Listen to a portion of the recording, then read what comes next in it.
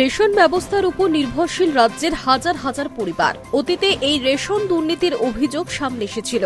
এবার সেটা আটকাতে কড়াকড়ির পথে রাজ্য সরকার।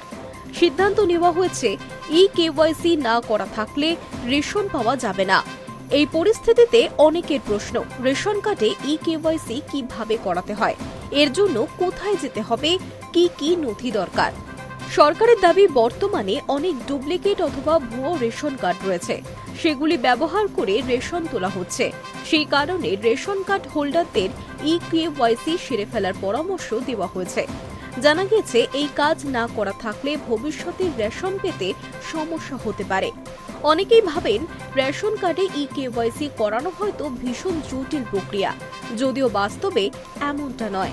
এর জন্য শুধু দুটো নথি দরকার, রেশন কার্ড এবং আধার কার্ড।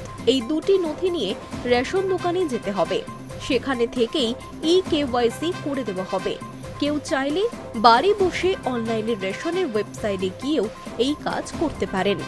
অনেকে ভাবেন শুধুমাত্র পরিবারের প্রধানেরই কেওয়াইসি করে রাখলেই হবে, তবে বাস্তবে এমনটা নয়।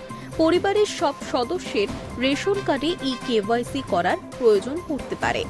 এর দ্বারা পরিবারের সকল সদস্যের তথ্য একেবারে যাচাই হয়ে যাবে।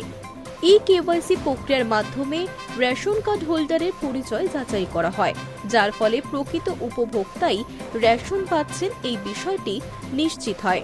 ফলে ভুয়ো বা ডুপ্লিকেট রেশন কার্ড ব্যবহার করে অনৈতিকভাবে রেশন তোলার সম্ভাবনা অনেকটা কমে যায়। High news network.